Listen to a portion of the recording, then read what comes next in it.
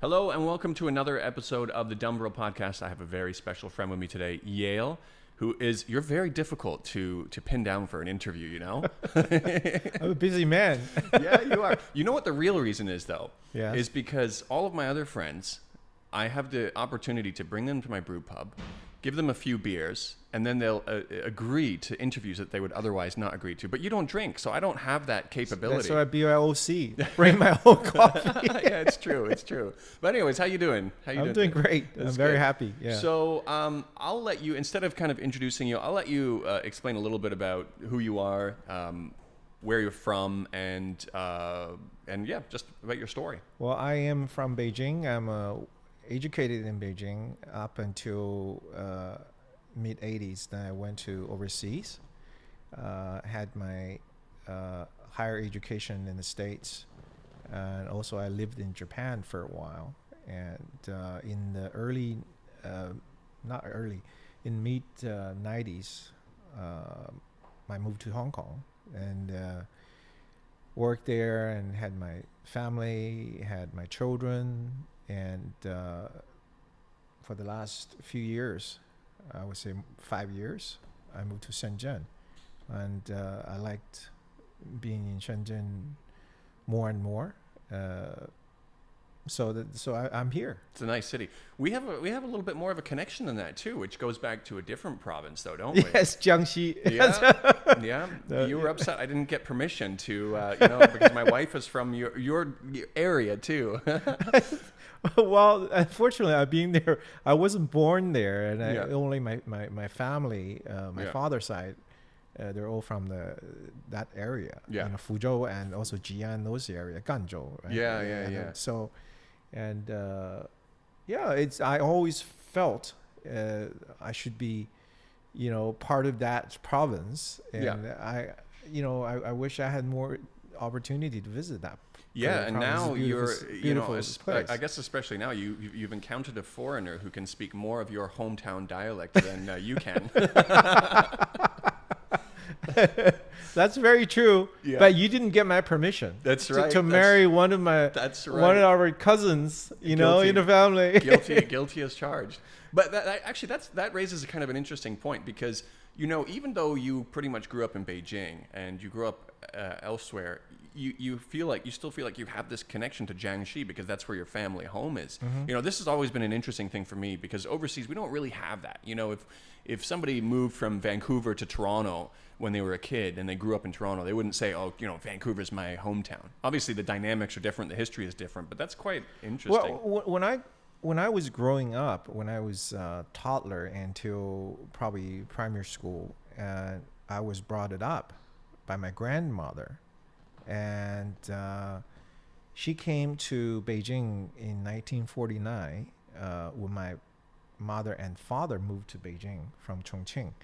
So my siblings plus myself, they were all brought up by my grandmother, and she was she's the old lady, very smart, energetic, with the bound feet, and talks, spoke in these Jiangxi dialect. So that's why whatever the bad words I remembered, and she was scolding me, right? And because I was growing up with the environment, and she, the wonderful memory I had, my grandmother always talked about, our house. Well, our the ancestors' house is by the bank of the Ganjiang. Okay. Whatever the environment it was, and usually we have the fish basket. So every morning she told me every morning she would go to the river and pick up the basket and get the live fish and they cook. So you see in my memory that was something very fascinating. You get up in the morning, you have a live fish and things out of the river. Even from a boy in the city, seeing a dead fish is you're fortunate you're seeing a dead fish in the market, right? Yeah. So and I had a fond memory with my grandmother when I was growing up. Right. Of course, she always scolded me because I was quite naughty. I could see that. I believe that for some reason. Yeah. That was fun, childhood I had with my grandparent. Right. So you must have actually seen so much change in Beijing then from that kind of a time period. And I mean, so you went to elementary school, you went to high school and university yeah. all in Beijing. Yeah. So during that period of time, I mean, it must have just been changing so quickly. I think when I left in 1986, the change has been minimum because it hasn't really, the reform hasn't hit Beijing yet. In the 90s, mid 90s, when I came back, I did feel the changes took place. Right. So you graduated, it was 86 or 87, you graduated and then 86. And then left for Japan, was it? Yes, with a scholarship, yes. Right. And you came back to Beijing during quite an interesting time. It was between my years from Japan moving on to the States. Okay. Because usually, the summertime, summer break, and I was back to Beijing. Yeah. And it was in 1989. Yeah, so you were there for all of those events on the ground. I've seen. Well, not on the ground, but you were in Beijing. Yeah, I was in Beijing. I've seen a lot of things. Yeah. And what was it like? Like, what was the atmosphere like? Do you have any like stories about things you saw, or how you felt about it, or how things morphed along? Because there's a lot of. I mean, we get a pretty one-sided story overseas, and I think there's a lot more to it, though. This question was a bit too big. I've seen a lot of things that I may disagree with the Western media, and also I had my own opinions on this particular thing. So I don't know where you want. You would like me to start? So basically, for me, from my perspective, so I'll explain that the protests in Hong Kong and what's going on in Hong Kong, in particular the people who are really paying attention and who see what's actually happening on the ground and what is being reported in the media, and we can see this happening in front of our eyes. I know so many people that they used it as an opportunity to kind of reassess their understanding of the 89 events, even if they don't necessarily come to a different conclusion than they already had in the beginning, but just so that they can kind of look at it with a little bit more of an open mind to see, okay, was there something else going on? So us in the West, we look at it as pretty much it was a pro-democracy movement, but I don't think it really started that way, did it? It kind of morphed into that later on. It was more about, what was it about in the beginning? Okay, I think if we wanted to talk about the true cause of this particular 1989 event, besides Hu Yaobang's death, 1989 back in the April of 1989, there was actually economic situation. I would say the economic reform has caused some of the inflation. I think the inflation, it was quite severe in a way, and also the corruption. So the normal people had felt in their normal life, and they would took the opportunity to vent their frustration. I think I can give you one example. In 1989, the very beginning, that particular year, I think one pack of bread, it cost 5 毛, 50 cents. Okay, that's my nickname, by the way. 5毛. I know, you're 51 cents. And at the peak of the inflation, that particular pack of bread would cost 2块. Oh, so 2 yuan. Basically so it's quadrupled. Yes. So you can see the salary increase is not matched with the price increase, right? Right. So the people felt the great pressure in terms of the living standard. I think a lot of the political turmoil caused by economic pressure for people's normal life. Hong Kong is the same, right? You look at the housing price, Yeah. extremely high. I think let's forget about the politics. Let's just look at the economic situation. If I could only buy a quarter of pack of bread with the same price I used to pay, am I happy with it? Of course not. Yeah. Right? Because your salary won't go up as fast as the price tag. So that, I think, the economic reason, that was actually something, a lot of people are not very happy about. I think people tend to forget about that particular economic aspect. Right. And people actually, at that time, people rushing to buy blankets, washing machine, those real commodities, because they're worried about inflation. Yes. Yeah. Dropping in value. Wow, that's interesting. And then there was a dissatisfaction about the government as well. There was a corruption element, or they just, There's an official, official racketeering, official families racketeering, and guandao. That's what we're saying, right? Yeah. And people are against that because your lifestyle is being destroyed because of the inflation. But at the same time, you have other people's benefits from the monopoly or oligopoly kind of a structure, right? The most important thing is you have to have life. You have to be able to survive. Right.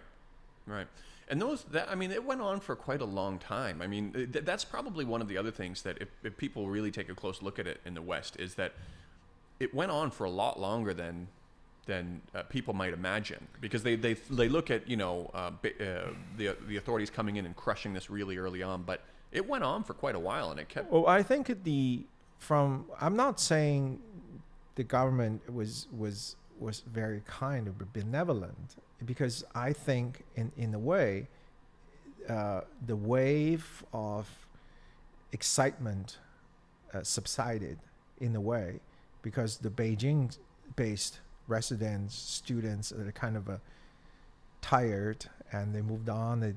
They sort of disappeared from the square, but the students from outside Beijing, they showed up, so they have the second wave. Okay. And they said, well, you guys had your own term, then let me have my own term, right? So then that was the second wave came up.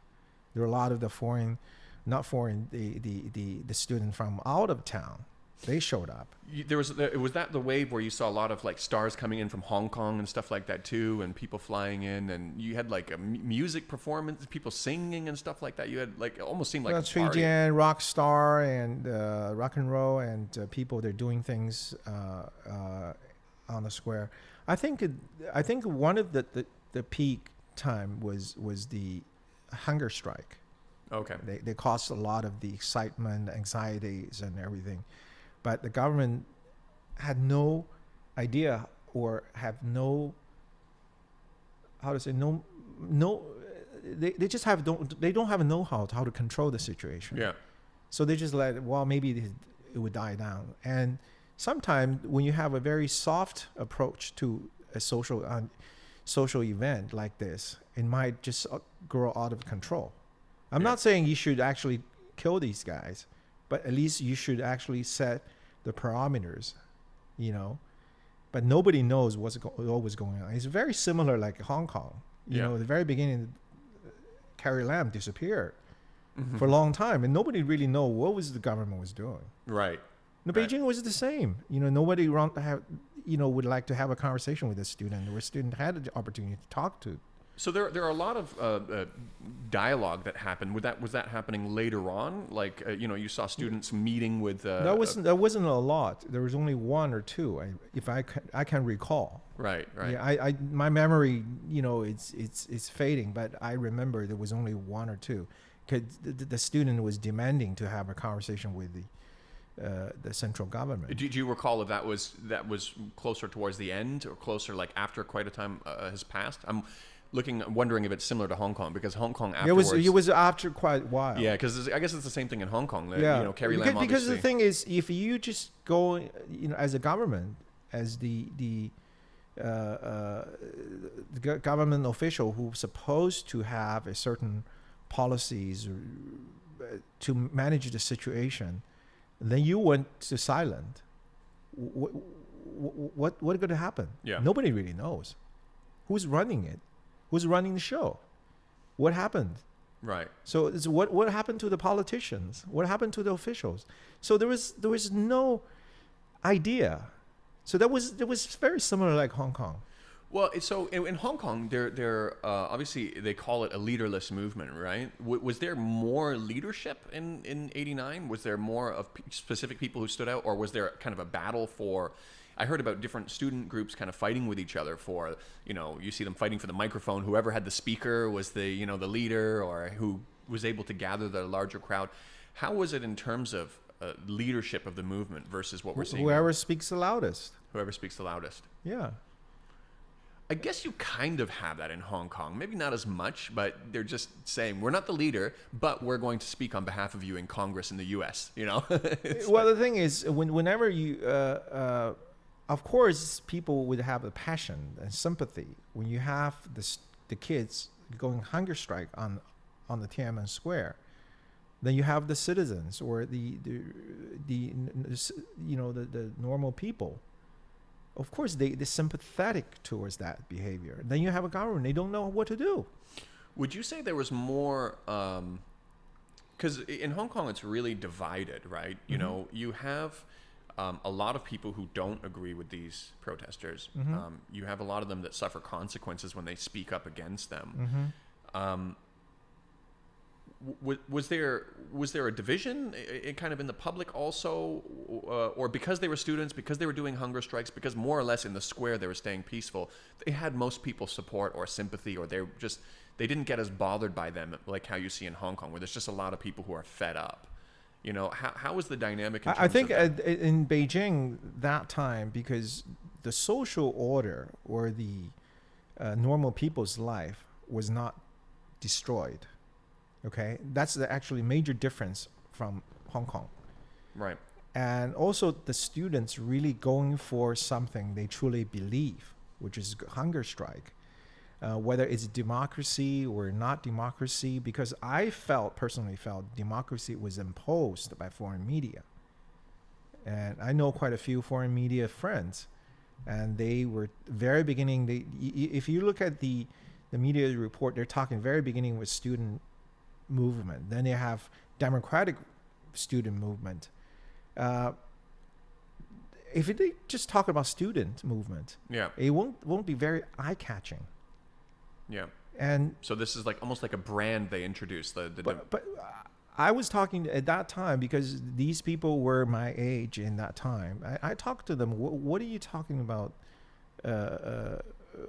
Okay, tell me, because I spent a couple of years overseas already, and I was asking them. I said, "What do you mean by democracy?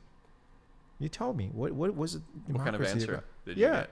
I got all kinds of answers. Yeah. Nobody really have a clue. You said one person, one vote. Yeah. But if you look at the situation, right? China, it was still a very poor country, and you have a lot of people. They have always worried about their next meal coming from. What actual democracy really mean to them? Yeah. I mean, that's a question I often ask other people too. I mean, if you look at like the Freedom House, they did a report on democracies around the world, and they say 70% of democracies are illiberal, lacking basic freedoms. So is the word democracy really synonymous with freedom? Not really. And then the second layer is, what does freedom mean to you, I guess? Because when you're talking about this, I'm thinking that it would probably have been easier for them to get sympathy of the public in '89, because in Hong Kong, it's a completely different situation. It's an amazing city. Granted, there's some housing price issues and stuff like that. I think it's like 40+% of the people are living in public housing. But you got people there who are living good lives. In terms of freedom, the Cato Institute rates it the third freest place on earth when you look at kind of incarceration rates, size of government, taxation, freedom of movement, freedom of speech. So I feel like it would be a lot more likely in Hong Kong right now to get people saying, what are you talking about? Whereas in Beijing, what these kids were fighting for was a problem everybody was facing. Inflation must have been affecting everybody, right? So it must have been a little bit easier for people to say, okay, all right, I kind of understand this. I don't know if I'm correct or not in that assumption. I think you're right. I think you're right, because inflation means hurts everybody's life. Right? But the Hong Kong doesn't have this inflation problem. It's a surplus government. Everybody has good life. So I don't really know why they're fighting. What they're fighting. Right. So it seems like less. What did they talk? If you go ask them, what is the freedom? Go ask you Jimmy Lai. What is the freedom going to bring it to you? I've asked the same question also, in terms of if you could all of a sudden vote for a chief executive who hasn't been pre-screened, what are the actual tangible things you change about your life tomorrow? And sometimes they talk about issues about public housing and things like that, but these are things that they can have a voice on right now. They can push their LegCo members, the pro-democracy LegCo members who are voting against the land reclamation projects and things like that. And I don't really get a clear kind of purpose. So it's a really there is no purpose. Yeah, I mean, so the extradition there is bill, no agenda. The extradition bill was the main thing that it started on, right? And that's gone. There's no agenda. Now is Hong Kong independence. Yeah. I mean, we know we talk about a war is extension of politics by German military philosopher von Clausewitz. He was talking. It's basically whatever it is, war, conflict, right? Yeah. It's the extension of politics. It's the politics in Hong Kong. Right. Yeah. I want to get into the Hong Kong stuff a little bit more in a bit, but still staying in the 89 kind of situation, because that's I'm really interested in. So one of the things that a lot of us don't know about, don't see, it's available, but not many people realize it, was there were a lot of casualties on the police side, both police or the military officers and things like that. But that didn't really happen in the square, though, right? Was that in a particular part of the city? I think in the main street, yeah. Yeah, it was on the main street. Yeah, the main street. Yeah. Yeah, and so it was on the official CCTV. Oh, they were showing there were some pretty graphic images of some soldiers being burnt and stuff like that. Yeah. And so there was a real escalation by the time it got to that point where kind of the real bloodshed happened, which everybody knows about in the West. Right. Mm-hmm. Was there? Do you know like what it was? If there was a trigger for that all of a sudden to happen? Like when did it start turning violent? Because I'm looking at the earlier videos, and I see videos of where there were some attacks on soldiers, and they managed to get some guns and things like that, but they handed them back. They gave them back, and they said, "This is not what we want to do. We don't want to have this kind of a violent way." And I thought that was really impressive. But then, how does it go from that all of a sudden to do you know anything about that? Or that I don't really know, because it was June 3rd, June 4th. There were a lot of the unarmed soldiers, and they were not even in the uniforms. But they were identified. Yeah, because they were lining up, they're running into the city, but they were blocked by civilized, civilians. That was early in the morning. Of course, we know the ammunition was seized by the civilians. It was handed back, but I think the central government was worried at that particular time. Was worried about things would going out of control. With a government with most of the officials, as we just talked about, right? Their experience, it was not civilians. Being a civil servant, they were basically their military background. They fought for, with a KMT, being through the Red Army. They have fought with the Japanese occupation. They have fought with the Civil War. They have fought with the Cultural Revolution. All these things. The only thing they know, it was to curve a rest. It was using the mean of, military. Right. Measure. That's what Mao was saying. Any power growing out of the rifle, right? 枪杆子里面出政权 the battle rifle. So that's the only thing they know. So that's actually from then on they realize the military was not supposed to be used in this civil unrest. So that's why later they created the military police. Oh, okay. That was actually after that. As a response. As a result of that. Yeah, as a result.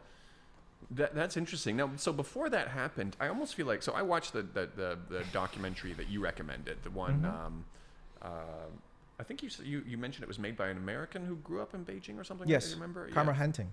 Yeah, the name of the documentary was Tiananmen, right? Gate of Heavenly Peace. That's what they probably call it. Oh, that's right. Yeah, and it was really balanced. Like it didn't really necessarily say which side was right, which side was wrong. It just kind of presented the facts. It's a factual statement. Yeah, yes. yeah. And so it was interesting to see when it morphed into the kind of more of a democracy type of a movement. And they even built the Statue of Liberty. You know, that little that was in. Did you see that? Yes.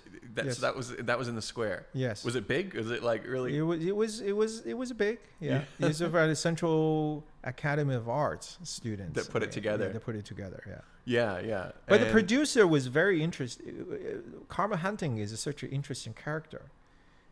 She was brought up in China.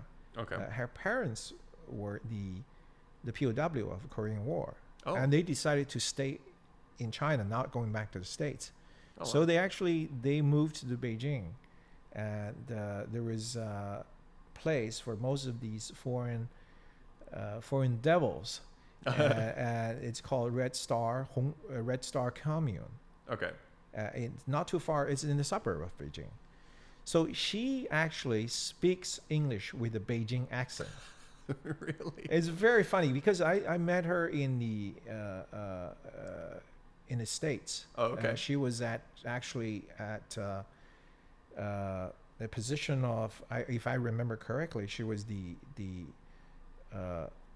director of Chinese language study at Wellesley College. Okay. She was producing that particular documentary. I liked it because it was balanced. Yeah. Because you're not biased to either end, but at the same time you're making a factual statement. You're very plain. It was interesting because, you know what, I think I remember seeing that a really long time ago, probably when I was in my teens. And it's interesting because I think what you get out of it is really heavily going to depend on the viewer also.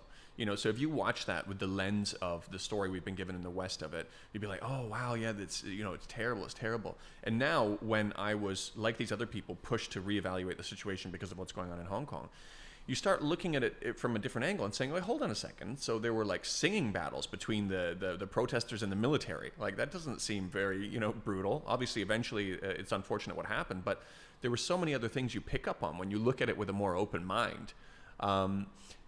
And so that's the remarkable thing about having such a balanced documentary is you can look at it in different times or different people can look at it and they can still get what they want. Well, I think this particular film had a serious debate among the student leaders, varies the producer, because if you had paid attention towards the part of Chiling's interview by a foreign journalist, and he asked some very simple direct questions about their motives in terms not withdrawing from the square, and she was saying, well, she was trying to draw blood, and that was and that has presented to the public, it caused a big, I would say, commotion. People were saying, whoa, what was that? So actually there was a huge argument between the producer and the student because Chiling believed that particular piece of interview was not supposed to be there because it made her look really bad.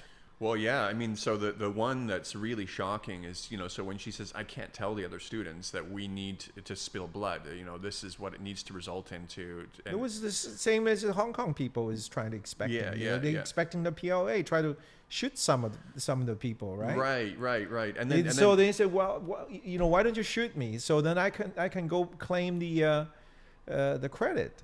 Yeah, and then going as far as obviously the thing that made her look even worse was when they asked her, "Are you going to be in the square?" And she said, "No, I'm not going to be there." Yeah, but my fellow students need to spill blood for this, and it was like, what? Hold on a second. Yeah, that's what she said. We try to preserve some of the what's it called, the revolutionary seed, right? That's what she said. Something like that. I can't remember. It was so long. She was actually studied. She studied at Harvard Business School. That was after, right? After. Yeah. Carmen was in Wellesley. They were all in Boston. It kind of like, I kind of can't help but think about parallels when you look at some of the leaders behind the Hong Kong protests kind of being given access to universities like Yale. Obviously you've got Nathan Law going over there and stuff like that. It almost seems like it's a similar kind of a thing where... well, I think, as I have said, in the past, we talk about this, right? Because everyone has his own personal agenda in this. Right. Whether you're a student or student leaders, they all have a personal agendas because they want to be this legislative member, or they want to be want to be elected district council member. I mean, look at this. Look at the most of the politically motivated individuals. How do they get the publicity if you don't go wild? Yeah. Right. This is actually the Taiwan DPP happens. When they first started, they just fought. They got into fist fight with the KMT. Yeah, everybody. So they got on TV. Yeah. The same thing. Right. I mean, look at the things what they have done. Right. They just going using the nasty comments. Talking about the law enforcement in Hong Kong. I mean, Socrates, the famous Greek philosopher, said, if you want to destroy somebody or something, you just use some of the nastiest way to deny something like that on purpose. Right. So I don't know. I don't remember the exact phrase. Exact phrase is basically 说，如果你要想把这件事情毁掉，你就用有意的去用最下流、最无耻的，这个他的意思叫歪理，去跟人家辩论。That's the same thing happened. Yeah. In Hong Kong. I mean, everybody's saying the brutality of the police. Okay, in any country in the world, before they firing the tear gas, right? Before the police are firing the tear gas, they start showing the flag, saying we're gonna throw you out, by throwing a couple of the, tear gas. Look at the French police. What did they do? Look at what happened just last 2 days. Oh, yeah. The police. Yeah, in the the US. Yeah. I mean, what have you done? I mean, the Hong Kong police are the most respectable and professional police in the world. I know quite a few of them. I know quite a few of them because we train athletes. I train the sports. We do the sports training together. Right. Yeah, that is one of the elements that I was talking about in terms of what really is happening on the ground and how it's being reported overseas. How they could possibly paint this, after, over half a year of riots and Molotov cocktails, and somebody's been killed by the protesters throwing bricks, somebody's been burnt, officer's been stabbed in the neck, and the police have killed 0 people. And you look at even just in an ordinary year in the U.S., the police shoot dead almost 1,000 people. Now, U.S. might be one of the more extreme examples, but still, you're dealing with riots in Hong Kong. Dan, let me switch the position. If you look at this, they're talking the police are most behaved, disciplined police, and they acted properly, politely towards those hooligans. Does it look really nice on newspaper? Yeah, yeah. It kind of alluding to what you said I mean, before. You but got on the other hand, to be very honest, right?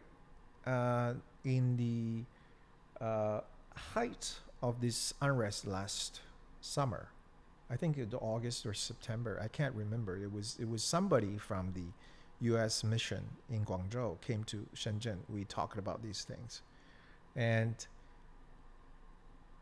this particular diplomat asked me the question: how come we dragged into the middle of this, Hong Kong? Why, people saying we're behind the scene and everything. I said, well, I'm not saying you guys were in behind it. I have no hard evidence to say that. But let's just say if vandalizing a legislative council were, let's say, vandalizing the Capitol Hill, or vandalizing or blocking the airport. After the court issued the injunction. After the court issued the injunction on the MTR, you're not supposed to do anything on that. But you destroy the MTR station, then you run into the central government office and you try to burn that. And all these things. What would happen? What would happen in the States? Right. You know what she said? She said to me, she said, I'm a diplomat, right? I said, I know that. I just wanted to, I want to have an answer for that. What would happen in the States? He said, my comments doesn't really mean an official answer. I said, just tell me what your reaction was.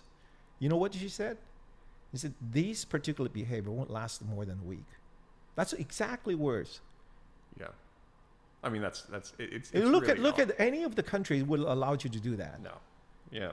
I like what you said to one of your friends who was trying to convince you that because a lot of people started talking about the violence from these rioters dressed in black, and I like what you said to. I call them the thugs. The thugs, yeah. The thugs in black. The thugs in black. So I remember what you told me before when somebody was trying to convince you that the police are more brutal than them. What you made a bet to them. You made what was that? Well, one of the guys, he will be the last person I believe he will be the pro Hong Kong rioters. Yeah, yeah. And he said the police is always the one. Without the police, what do you say? It's basically without the police, there won't be any riot or unrest without the police. I was like, wait a minute. I thought this is the most ridiculous things I've heard. So I said, if you go on the street, you're trying to say these thugs are not reasonable, or they're trying to destroy the city, right? And they will beat you up. I said, well, I have a possibilities passing by those police. And the police looked normal to me because I didn't do anything wrong. Of course they wouldn't do anything to me, right? So he was arguing. Finally, I got so fed up. I said, let's make a bet. All right. So I said, I will pay you enough money to make you happy. But what I would do, I would basically go in front of the police and shouting the slogan, anti-police. Yeah. Okay. I like said, F the police or something. I'll face my consequence. Yeah. I said, but you have to do. I said, this is what I have you do. You wave the Chinese flag and singing the Chinese anthem in front of those black thugs. And you have to face that consequence yourself. And if whoever going to be beaten up or occurred any medical bills, I said, either way, I'll pay for it. And he wouldn't take it. Of course not. He wouldn't take it. And the funny thing is, he continued to argue with me. I said, well, let me, just by saying, we could have a different political views or points. But with these black thugs, they don't want to listen to what you're going to say. As long as you disagree with them, they'll beat you up. Yeah. Right? This is mythology. If you disagree with me, black clothed thugs, we should clarify. The thugs in black. Thugs in black, yeah. I said, why don't we do this, right? I buy you lunch just tomorrow. Let's have an argument, right? Mm-hmm. if we disagree, we just let me beat you up. I disagree with you. Like what This the, is what yeah, the that thugs what do. these people, these hooligans methodology. I said, I follow their methodology. I buy you lunch. Let's argue about this. Yeah. And he knows I go to gym. I'm an athlete, part time. You know, he knows I'm going to knock him down, and he wouldn't take it. So Yeah. he wouldn't take it. But did these points get through to him, or is he just No, so? no. There are quite a few of them. But you see, I how to say, I have to say, in a way, democracy in Hong Kong is such a hypocrite. Yeah. We know Socrates said, here comes another philosopher's saying is, he said, if you're dissatisfied with the system, I have two choices. One, I leave the country. Two, I'll find a legal way to change the system. Right. The last thing he was saying, I have no rights to destroy the city. Well, he didn't actually say the city. I have no right to destroy it in a rebellious way. Yeah. I mean, think about it. That's what Hong Kong is. But Socrates had said many years ago about this, right? And then you have the Hong Kong people saying, "Oh, we're civil disobedience." Well, then you have these legal, professional, legislative from the Pan Democrats camp saying, "Oh, you know, the means might be illegal, but we reached the point." You remember in the group we were saying, I said, well, I would just go up saying, "Hey, did you encourage that?" And say, well, you know, if we try to reach the goal, I'm trying to reach peaceful goal, let Hong Kong, you know, come down without unrest. But the only way it was illegal way to beat you up.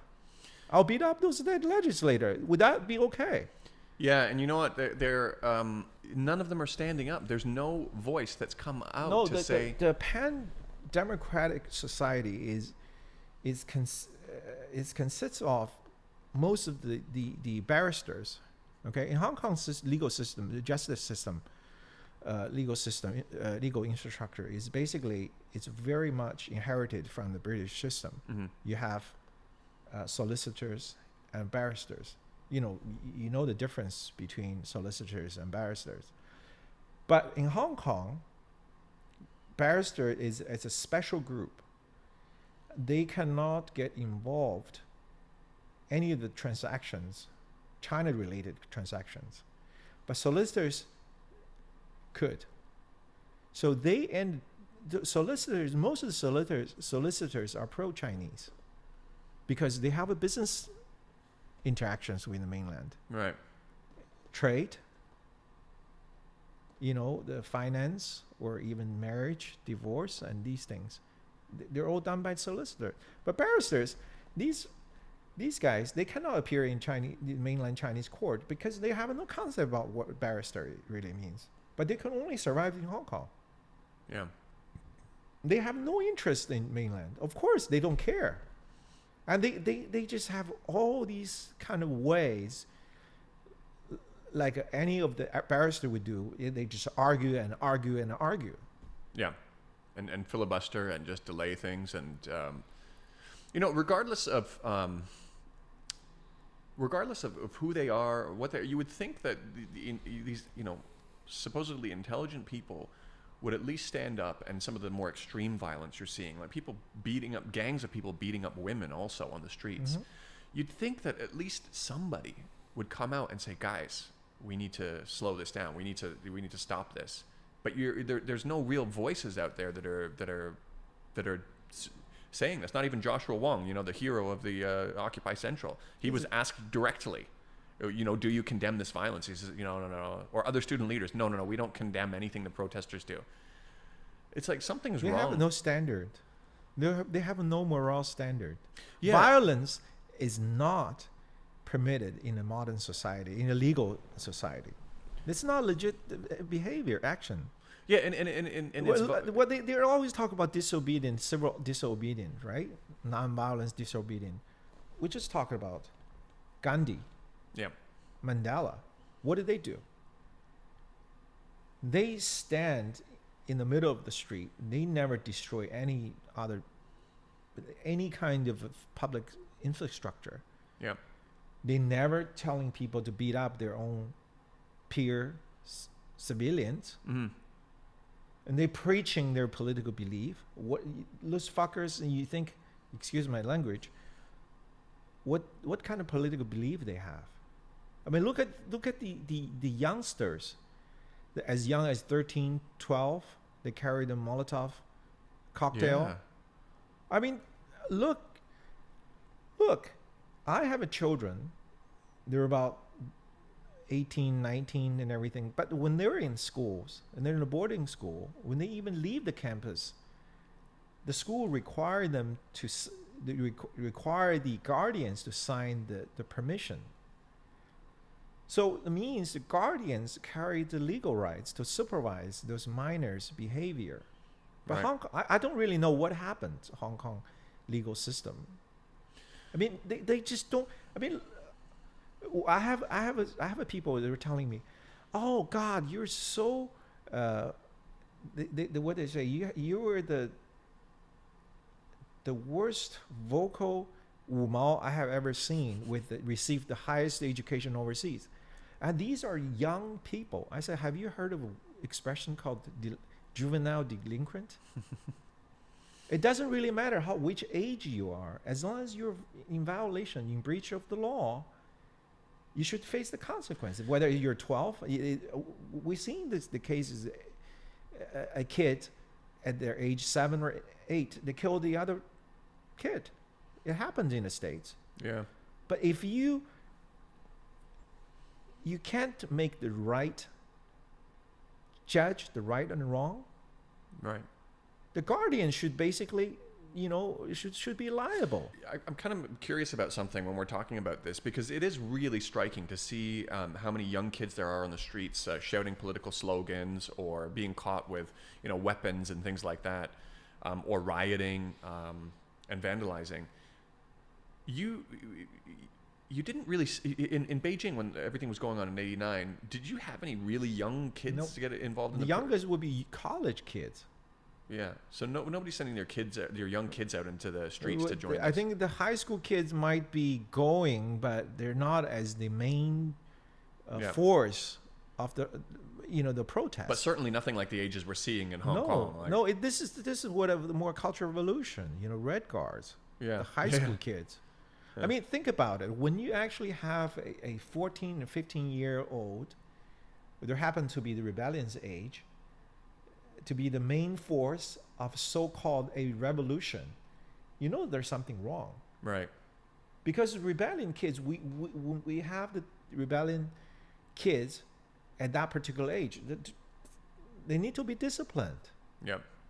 I know you have 4, beautiful prince, and when you actually reach the age, they need to be disciplined. The parents need to discipline them. And when I come to my son, at the very beginning, he was arguing with me. He said, "Well, this is democracy, the freedom and everything." I said, "I don't have any problem. You going to see and participate in the legal parade or protest. Yeah. I mean, you should be. Yeah, it's you an should be. experience. It's experience that. It's your freedom, but you have to have a guidance from the parents." And I said, if you actually dare to do to destroy some of the properties or any of the facilities, I said, this is exactly what I said. And many people would say, no, I said that. I said, I'll be the one to break your leg. And he was, why you're so violent? I said, I will be the one. I would rather be the one who break your leg, not the police. But this is actually, though he understands. I was actually giving him the warning. Yeah. But at the same time, he was laughing. He was saying, 子不教父之过. It's like if the son was not well behaved, it's the fault of the father. Yeah. I mean, this is the same thing as Hong Kong. You know, look at it yesterday. What happened? You know, the people, the kids. I was so, you know, I'm so pissed off with these adults, so-called the political force behind the high school kids. What do you expect from the high school kid? That's what the education. You know, they're supposed to receive the proper education in school. Then tell them what's right and what's wrong, not being the violent people. So your kids went to school in Hong Kong? Up to into junior high. Junior high. They, do you feel like the school system, they were kind of indoctrinated to be more disposed towards an anti-China kind of a sentiment? Because you hear people talking about... Well, unfortunately, they started their life with the Singapore International School. They finished and up to the time that they left the school. And the Singapore International School is very well disciplined. There's a strong discipline structure. And also they educate the kids to be swear the legion, loyal to the Singaporean government, and because that's the Singaporean government funded school, and they singing the Singaporean national anthem in the morning. I mean, okay, try to pass legislation on letting you respect a national anthem, then you have an unrest and say, well, we don't want this national anthem. What's wrong with these Hong Kong people? Plenty of them are singing the American national anthem in the street. That's what I'm saying. Yeah, I'm gonna say something really dirty. Okay, you could go for it. This video is going to be demonetized on YouTube anyways, so it doesn't matter. You just heard I said something. You know, the Americans, if you look at you, right? Yeah. What they treated. Of course, they want something out of you. They're using them. They're absolutely using them. They want something out of you. That's clearly obvious. Yeah. Yeah, and you know what's going on? Just to tie in one last point about kind of, because I'm interested in your perspective, seeing these Hong Kong protests and seeing the '89 protests. You know, the thing that stands out for me too is that at least in '89, there were students, there were people who were standing out and saying, no, this is wrong. We shouldn't do this. You know, there was one in the documentary you recommended to me. There was one scene where the student talked about how certain students were blocking people from going to class and saying, no, nobody's allowed to go to class. And then some of the protesters reflected on that and they said, well, hold on a second. Aren't we being as authoritarian as the people were supposedly wanting to overthrow? There was reflection going on. And that it just seems to be lacking on the Hong Kong side. Well, I think this is the problem. Okay, if you look at the Hong Kong society structure, right? For most, I would say the population, a lot of them came in to Hong Kong since 1949. They were all anti-Chinese Communist Party, right? They flooded the mainland in the 40s, 50s, and 60s from the Cultural Revolution, and the 70s, and also 80s and 90s. Only for the last 20 years, there are more what you call the mainland professional specialists like us. We're trained professional. Start coming to Hong Kong, take up the professional jobs.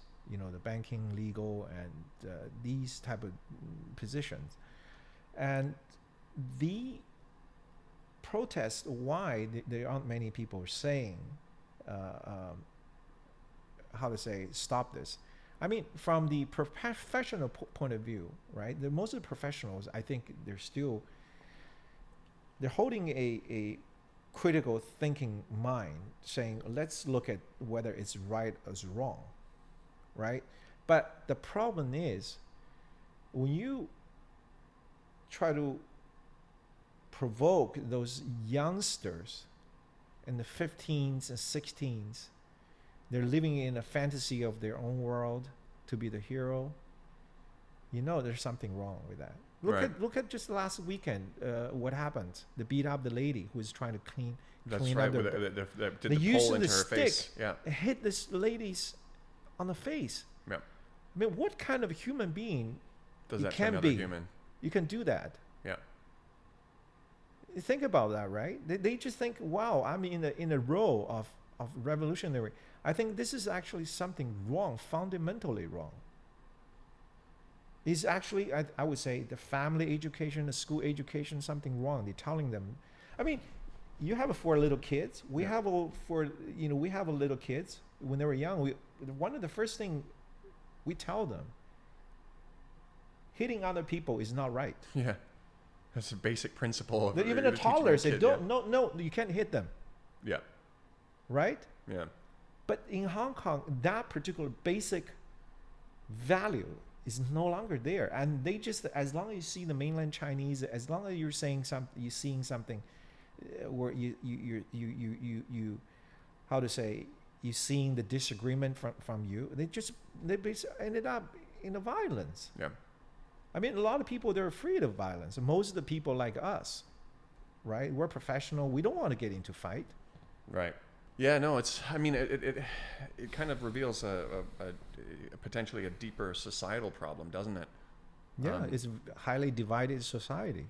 Highly divided society, but the fact that it could get to that point, and so that's why I was asking about the education piece too, because you know that's one thing that you hear about a lot. So your kids went to the Singapore International School, but are you hearing about this stuff in the public school system, the way that the questions are posed? Yes, I heard about the testing things. Yeah. Yeah, that's really remarkable. Or kind of asking if the Japanese brought more benefits than negatives to China during their occupation. I have to say, this thing happened in many times with the Japanese authorities changing their textbooks. And you ask Jewish people about that. Yeah. Somebody asked that question, and they got offended at asking that question, and they got offended at even suggesting what you just suggested, and that says it all. That says it all. That no, this is not something you do. You know, this is not. But you try to do that in the States. Ask them about whether Nazis it's actually do. Oh, good luck. Good luck to you if you say that. You know. So that's what I'm saying. These people has no moral standard. Yeah. I mean, are you also? They're talking about the Opium War. They said the English came over because they see so many Chinese smoking opium, so they try to clean it up. Oh, come on. Yes, I was like, oh God, what the heck in the world? What kind of history did you study? It's kind of it's scary, really. Well, you probably can forget about this part of history, but you cannot change the history, right? Right. Yeah. So. Moving on to like the way your idea of what's going on in Hong Kong evolved, because I know you in the beginning you were kind of sympathetic towards them, and you even joined some of the legal assemblies, didn't you? Yeah, that's just normal protest, right? You prefer you have these. Of course, when they have these how to say the extradition bill, right? But I think the extradition bill, in a certain way, explained by some of the legal professions, they twisted the facts a little bit. So severely, yeah. But I think in a way, one way to participate in this protest is to enjoy the freedom of speech or freedom of assembly, right? Yeah, which is available in Hong Kong. Yeah, and protected by the law, basic law.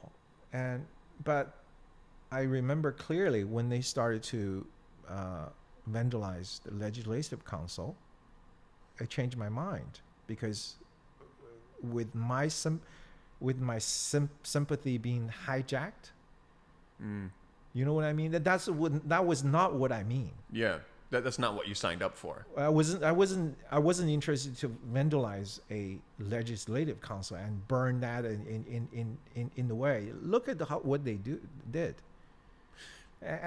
I mean, that particular day, I was having lunch with the 2 kids in the Central IFC. And I told my son, again, the same kind of rules. Go experience the protest. Yeah. Legal protest. Legal assembly. But you cannot participate in the vandalization. If you do, I'll break your leg. So now what I'm interested in is because I had an interview with a guy, and he's an expat in Hong Kong, and he's trying to make this group called the Green Group, which is kind of a mix between the blue and the yellow camps, somewhere in the middle ground. But I always feel like people are choosing a side, and they're going from one. You're either on one side or the other. So you were sympathetic to the idea of universal suffrage. Quite a few people, yeah. But after this happened, does it push you all the way to the other side where you're no longer even supportive of the idea of universal suffrage? Well, because I think this particular happened, let me realize the democracy in Hong Kong is just hypocrites. It's not reality because the people, they're really not up to the standard to do these kind of things. So the key is that there's some... They're just hooligans. You let the hooligans be exercising their freedom. So your concern is that there's some bigger issues that have been revealed in society, and if these people are kind of start leading society when it's so divided, there's a danger, there's a risk involved. Some of this violence, the discrimination, the xenophobia might become even more institutionalized potentially. Yes, that's correct. I mean, it's a valid point because you know what? You look at even some of the district councillors, the despicable things they say. I mean, the thing is, district councillor, or the legislator, they always stand in front of the front line and facing the police. What do they have an immunity? Do they have immunity with when they try to? What I'm saying, I mean, are they immune from this violence? I mean, that's my question. If look at the beloved, the beloved democratic system in the States, right? If you're a senator or a congressman, you're in breach of the law. If you go out and they're prosecuted all the way. Yeah. But the Hong Kong people, this is a Hong Kong politician. This is the quality of the Hong Kong legislator, district councillor and everything. They think, right? They have all the immune system. They're immune from this violence, and because I'm district council, so I could be violent. Yeah, I mean, it's interesting, right? Because an illegal assembly is an illegal assembly. I mean, Occupy Central, Occupy Wall Street in New York. There were thousands of people arrested. Even a year later, they were still arresting people. Let me ask you a question. What does injunction really mean? That's a court-issued order, right? Yeah. You cannot do this? Okay, if you really respect the legal system, the justice system, do you do things, against the injunction's will? Yeah, and most certainly, you're a contempt of court. Yeah, bare minimum, you're going to get yourself in trouble, right? Yeah. But look at when they try to vandalize the airport, and the court clerk standing very high, reading the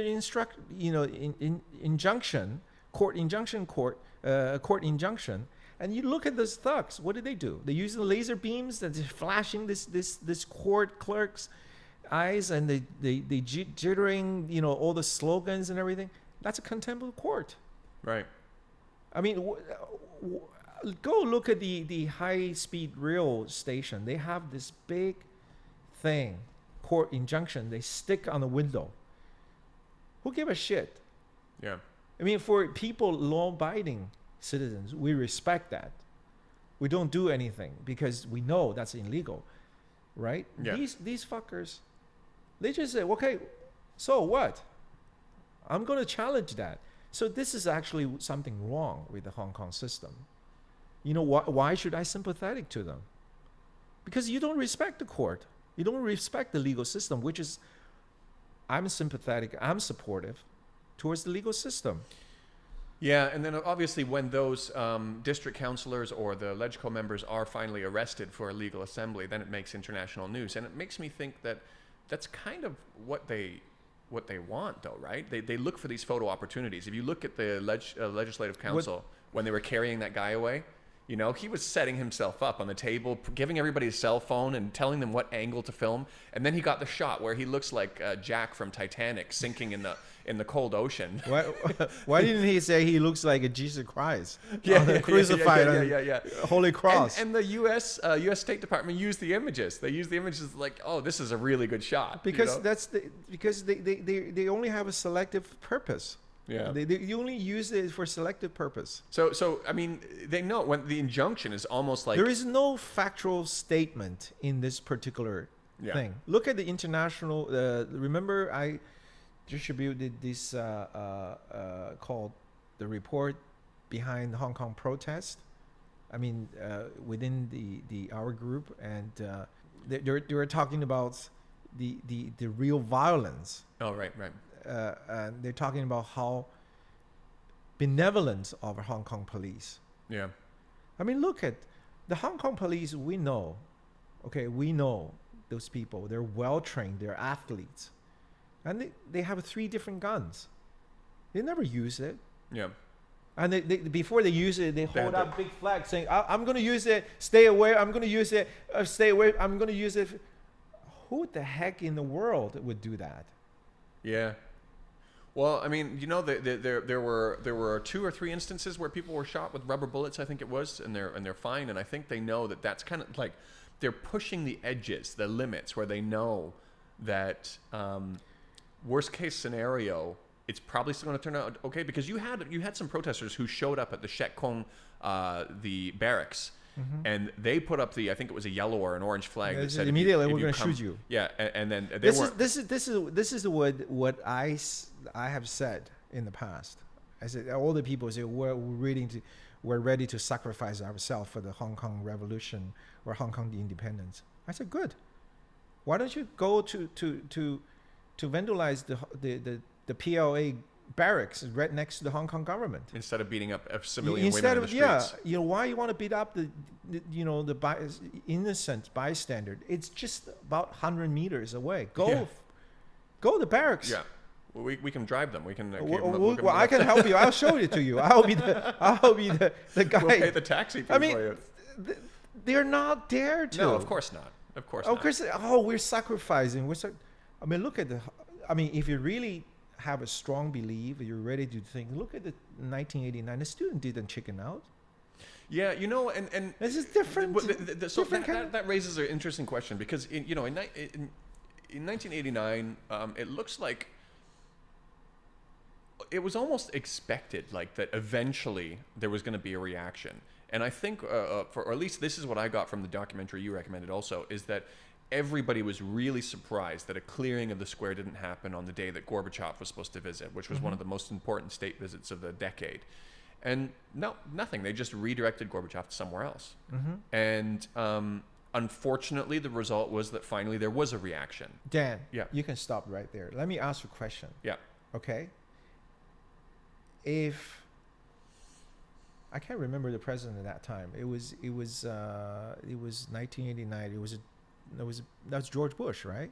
Picture that. You camp outside White House for 3 months. What is going to happen? Oh, well, we've seen what happens. We had there was an event where Patton literally sent tanks in and rolled over all the structures, and these were veterans that were protesting. They did that. Nobody knows about that story. So the case is closed. Yeah. And that's the irony, isn't it? Is that everybody... that's a double standard. Everybody talks about Tank Man, right? Standing in front. He stopped the tanks. They stopped for him, and he kept and they kept swerving, trying to avoid him, and he walked Can you off. picture that? You camp outside 10 Downing Street for 3 months? Yeah, no. They let you... They will treat you with a tea? I mean, I think people only listen things which they would like to listen. Yeah. They hear things they're willing to hear.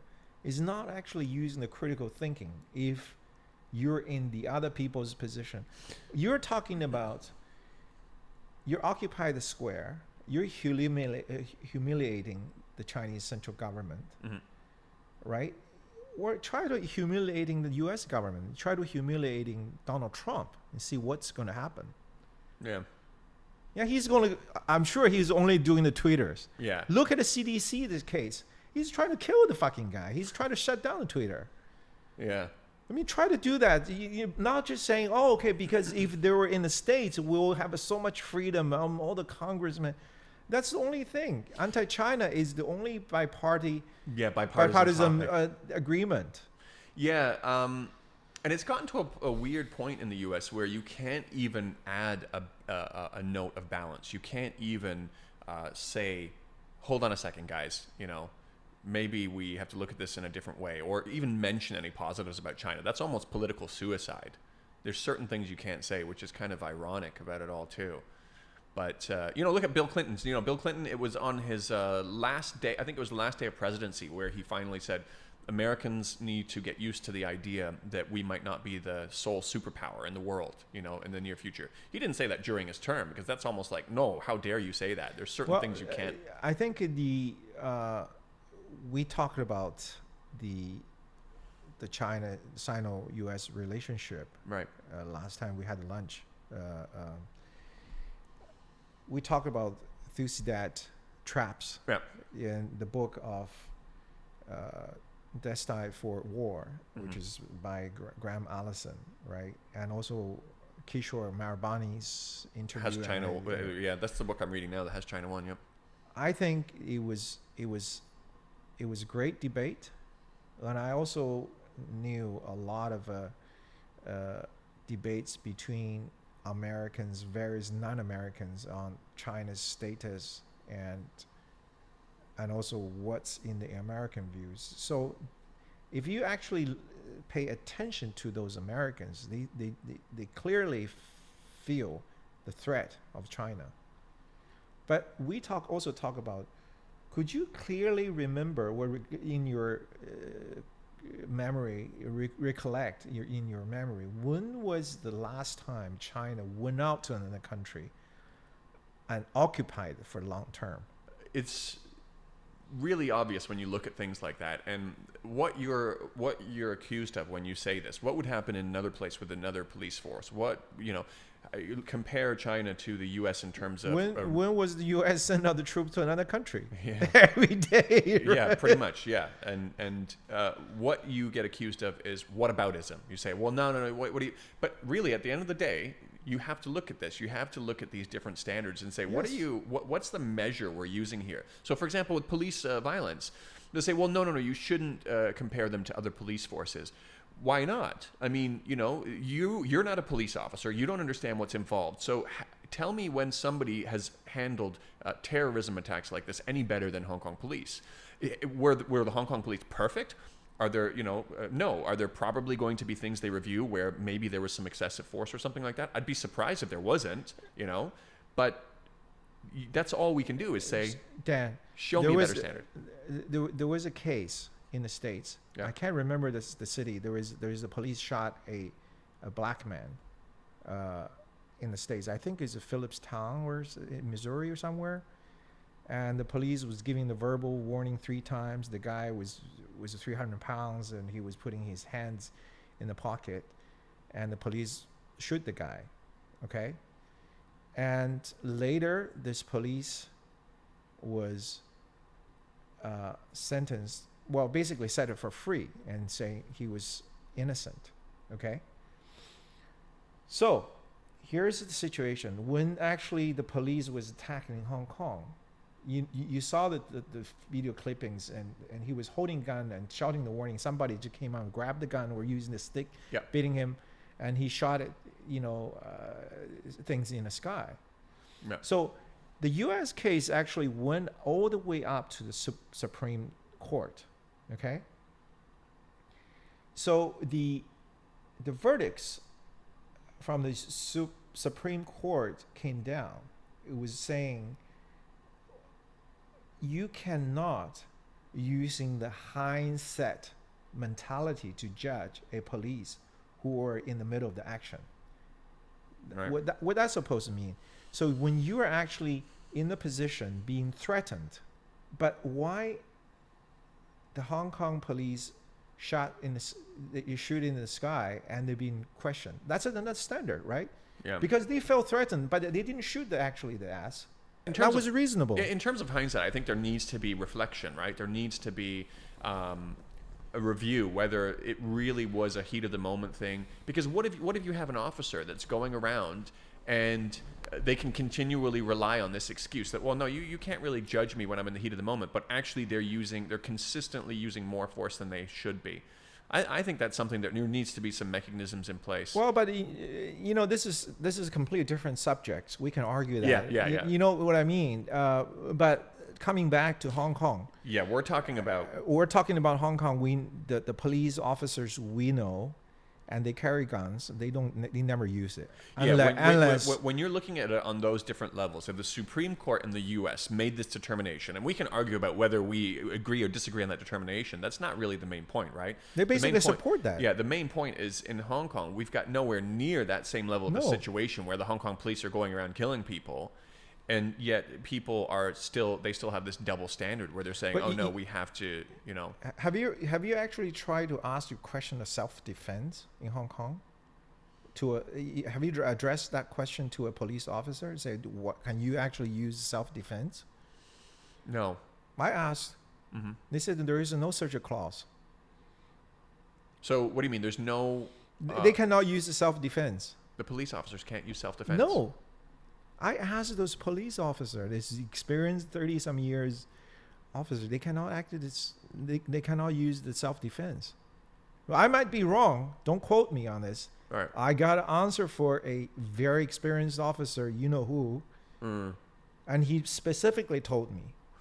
Well, when you look at the videos, like I never heard that. I never asked that question. When you look at the videos of officers continually backing off, there's so many videos of officers backing away from violent crowds. It kind of makes sense. And most certainly that scene where the officer was stabbed in the neck and then they went to grab him and put him down, that would have been an instant execution almost anywhere else. Yes. But they didn't. They apprehended him. And that poor officer, look at the assets poured on the police. Yeah, his whole arms. He's still in the hospital. He's still in the hospital. But look at that. Is that self-defense act you can take? I mean, in any country, I think you can use that excuse to shoot the son of a bitch. Yeah. Then they'd be So actually, that was my question to Mr. Officer. I said, well, can you guys just use that more often? He said, no, we cannot. I said, why not? He said, well, that was a system. That was a legal system. The rules left by the British. But hold on a second. The British didn't use those rules. If you look at how self-defense, because some of the code actually inherited Hong Kong law. Well, so it may be on paper, right? But if you look at how the British handled like the protests in the 60s, I mean, there were actually people who were killed, right? They really. But I think the legal system or the legal rules being inherited by the Chinese, they didn't do anything on it. The courts were more or less on their side, weren't they? Yes. If it went to the courts. And now the courts are still kind of on the old British side, that the police have no chance with that rule on paper now. Well, I was shocked. Self-defense you cannot use. Yeah, I mean, you look look, in any of the civil case, the police has upper hands in terms of legal protection, because they are entrusted the power to enforce the law, right? It's not actually, they're not in the same or equal footage as the civilians. Right. Because they're entrusted, because they're a police officer. That's their profession. You're supposed to enforce the social order. But now the Hong Kong normal people say, oh, how come you can use the force, I cannot? Because you're not a police officer. You're not entrusted by the court, the legal system. That was why. But same time, the Hong Kong police is keep on moving back. Cannot do this, cannot do that. Look at those fucker so-called journalists. Yeah. I mean, in any country, I mean, there are more journalists than the police. And the protesters. And the protesters. Yeah. I mean, this is fucking ironic. Yeah. Excuse me for my French, but this is, you think, I mean, where the heck they got so many journalists? And they go, well, we have the press pass. Who issued the press pass? We saw that, right? The press pass was just, it's a scam. You can spend money, you can get a scam. You wearing the reflective vest, you become a journalist. Yeah, and they're selling them in the shops, right? And you just have to look at what are these journalists doing. There's plenty of videos of them pulling officers off of people who they're trying to arrest, or tripping them, or trying to obstruct arrests and all of this kind of stuff. And then You know, I think that most of the people, when they actually watching the live stream of these shots, not edited one. Yeah. Okay. If we watch the live stream, you saw what happened. Oh, And on the following day, they will be edited. Then yeah. you said, what happened? Yeah. Yeah, exactly. What happened to these things? Like the Raptor, the attack, they were talking about the Raptor attack these passengers on the trains. Oh, MTR, right. remember that one? Yeah. But they have never showing. Most of the media didn't show actually the earlier part. These guys, those fuckers, they're attacking to the old guys. Yep. And they spray them on the. Yeah, that was on the live stream. The same thing they did with the. And they cut it off. The same thing they did actually with the Yanlong. So Yanlong, what happened was wrong, but the thing is like all of the parts where the protesters who were going into Yanlong were throwing stuff at the white shirts and spraying them with fire hydrants, all cut out.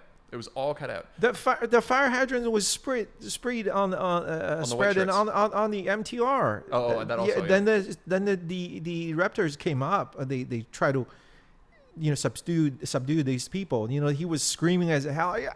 Those, the famous picture. The famous picture. And people only showing that picture. He was yelling in desperation. They never saying. Nobody actually seen what he has done. Yeah. That's what it's about, isn't it? It's getting the shot. It's. Well, I think maybe I interrupt you a little bit. I think if you're looking at we're talking about foreign propaganda things and the Chinese propaganda things in media. The most powerful media organization are in the States. Let's face it. Right. There's no question about that. Second, most of the social networking, social media organizations are in the States. Yeah. Right? Do you think that they would sympathetic to the Chinese? Oh no, they removed. Or the Hong Kong police? Of course not. Oh, there were so many people's accounts who were limited, or they were labeled Chinese bots, and they're like foreigners who I know too, who had their accounts removed because they were called a Chinese bot just because they were supporting the Hong Kong police. So I think the Chinese government is the hands are tied in the behind. Yeah. They cannot reach the international media high plateau to control the high point, right? To say, let's listen to what is the real fact. I mean, that's their fault because they didn't have the right media group, the right press people. I mean, do you think that the press people, the spokesperson did a wonderful job? I think not. For China? Yeah. Oh, they do a terrible job. And look at the Chinese diplomats, they did a good job? No. But whose fault is that? Yeah. I mean, it's pretty hard to match American propaganda. And it makes me think, though, like, we've got all the evidence, we've got all the footage, the truth is out there. And the question is, will people ever eventually accept it and reflect back on this and say, whoa, we really got this wrong? Yeah, so a lot of the people in with their understanding of the '89 protests was a lot of the final kind of bloodshed and what happened was in the square, which, as I understand, was not true. It was kind of outside of the square. But I remember there was one student, I think it was in the documentary that you recommended, he said there were all these reports that thousands and thousands of people died. And he was not a student, if I remember what you're talking about. Yeah. Well, what he said, the words he said, and maybe you'll remember after I mention this, is he said that we're risking our reputation by making up these lies. I didn't see this. There's not thousands of people dead. There were people who were killed. But by doing this, we're going to undermine our credibility. But the thing is, it never really ended up happening. Like, everybody kind of takes that as fact. Foreigners believe that thousands and thousands of people died in '89 instead of the actual death count, which is available in China also. They've got official documents on what happened. So that makes me think that for the Hong Kong situation, nobody's ever really going to care about the truth, even in the future. And I mean, really, even if they did finally say, oh, we really got this wrong, does it even matter? I mean, if you look at when American people themselves were lied to about the WMDs, and everybody kind of accepts that this was, this was total BS, and they had the wool pulled over their eyes. What's the point? The next time they can do it again. the next time, they come up with some anti-China propaganda, anti-whatever country propaganda, everybody just eats it up again. Well, people tends to have a short memory, right?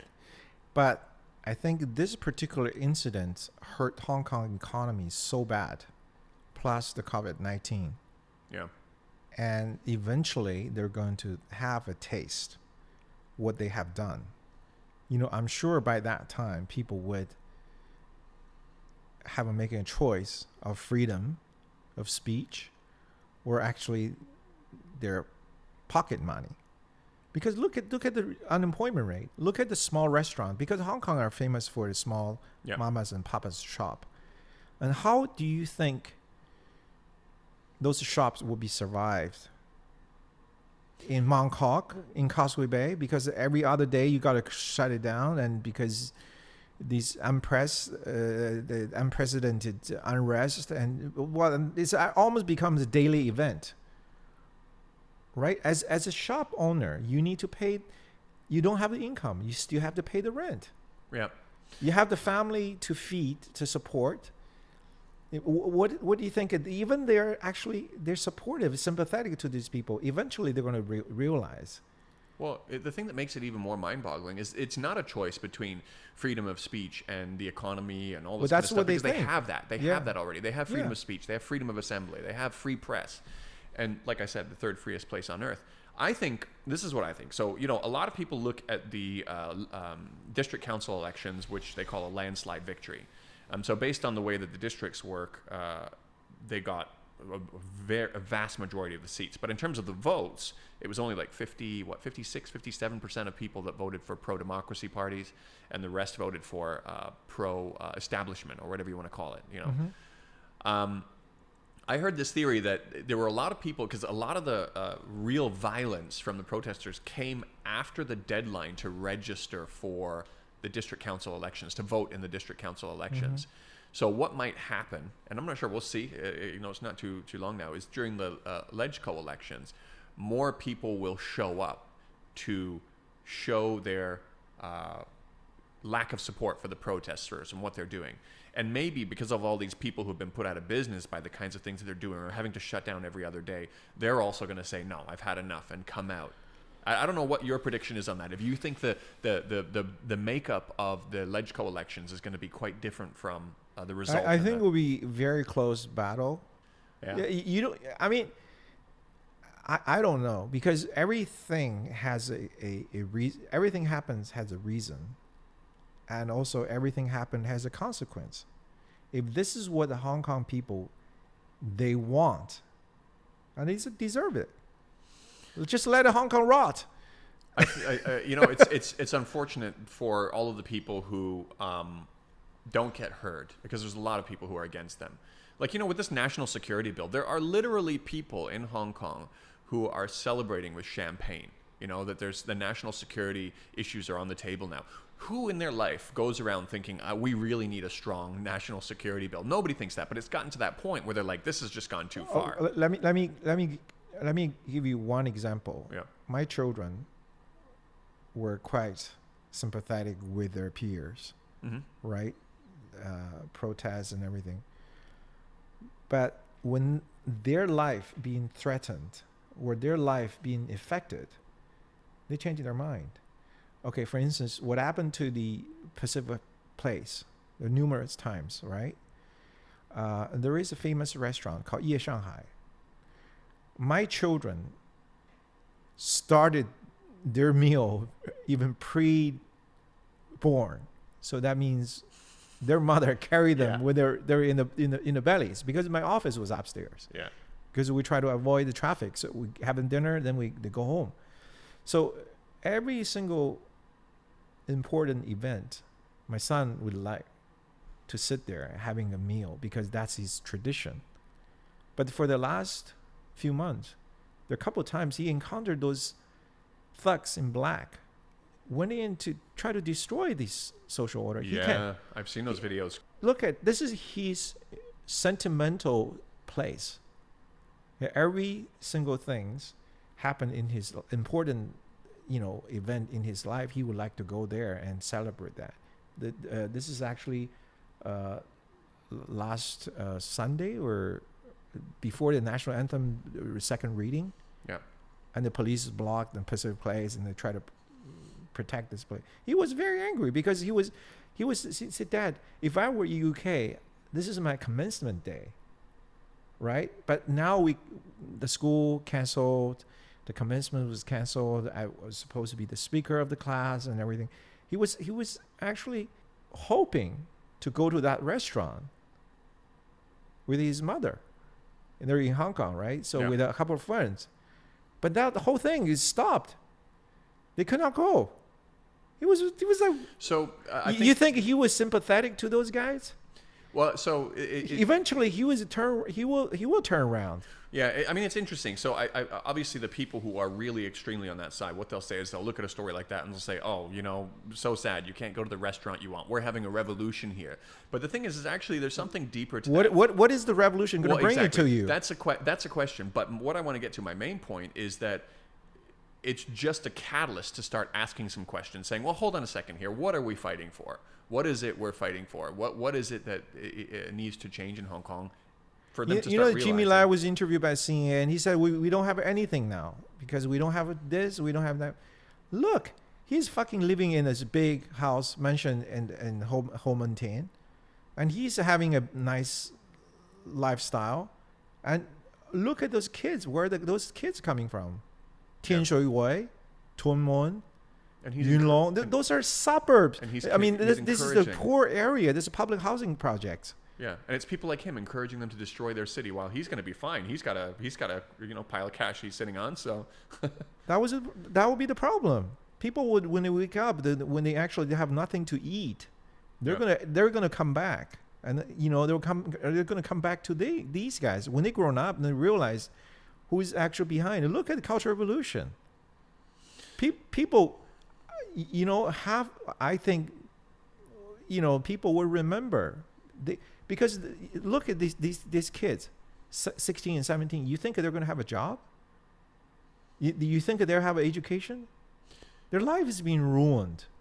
Yeah, and in terms of look at the Red Guards, their lifestyle, their life. They lost their education. They went out to have, a good time and smashing this and destroying that and everything. Then when they really got into the real life, and their mid-20s and 30s looking for a job. The unfortunate thing too is that they're affecting the other people they're almost tainting their entire generation. I made this prediction last year. I said that what's going to happen is when these graduates are coming out of university and they're looking for jobs, this is going to be like a whole generation that's kind of been tainted. And we already saw it. There was somebody who shared, he had permission to share the chat history, where there was, I think it was an HKU graduate who was applying for a job, and they said, we're not taking anybody from that university. And they're like, oh, no, this person, it was like an agent saying this person had nothing to do with the protests. They were not involved. And they said, no, that's just a company policy. It's like, oh, wow, this is, So I think this is going to be the ironic and unfortunate solution, the only solution in my mind. The only thing that the mainland can do to help these people is give more opportunities to them on the mainland side, and you're already seeing that. They don't want it because the mainland wants to study Mandarin. So hold on a second. The people who want to live in the society that they're burning to the ground don't want it, and they'll continue to say, freedom, while they can't afford to eat anymore. They should go to Philippines. But I have friends. So my first son, his first year of school, he went to Yuchang International School in Kowloon. Yeah. And so I had some friends who haven't contacted me for years. They saw some of my videos online, and they said to me, they're born and raised in Hong Kong. Their parents were born and raised in Hong Kong. They started saying, what are the international schools like in Shenzhen? What is, do you have any recommendations on neighborhoods? And they are just considering moving out. Some of them are considering moving overseas to England or something like that, but that's the only choice for people who are like, my children would want to come to Shenzhen to live with us, to be very honest, because Hong Kong is not a peaceful place to live now. It's so unfortunate. Especially look at the way they treat mainland Chinese. Yeah. okay, do you have a choice to be a British or Canadian? You don't. Do you Yeah. have a choice to be whoever you are? No. But because you're mainland Chinese, so you're supposed to be Yeah. beaten? It's Look at this. Look at the situation in the airport, because my two children actually in last August they were in the airport when they actually trying to vandalize the airport. yeah, really. They were actually inside. I was with another friend outside. Okay, you know how angry I was. Okay, okay, you could have your own choice, freedom, but do you actually step on my freedom circle? Yes, you have. Right? But the problem is, the gentleman being beaten up, you know, because they said, well, we suspect he's a public security people. He spoke Mandarin. What kind of bullshit is that? International airport, even you spoke Swahili, you should supposed to be respected. It's not. You should not respect it or disrespect any individuals because they speak a particular language. It's some language you could not recognize. That's a very racist. That was the point when, because there were people in the mainland who sympathized with them, with their movement. That was what really accelerated kind of a unified, we're not, you know, we don't sympathize with them anymore. Because how could you as a mainlander continue to sympathize with the... Well, if I were inside, I wouldn't speak Cantonese. I've been in Hong Kong long enough, but I still don't speak that language. Because it's most of the languages are English, where I speak Mandarin with the kids. Yeah. Because I want them make sure they can communicate with my family. Yeah. I mean, look, this is the international airport. You cannot speak particular language? Yeah, in an international What kind of airport. ironic is that? Yeah. You know what I mean? Because, he speaks Mandarin, so he must be the public security and spy. And what kind of fucking bullshit is that, right? Yeah. You know, so I want to move on to something in terms of the results of what's happened now. Because the other interesting phenomena for me was seeing so many people here on the mainland side who potentially would sympathize with these protesters, who sympathize with, or who have even worked and studied overseas, and they come back and they respect democratic Western systems.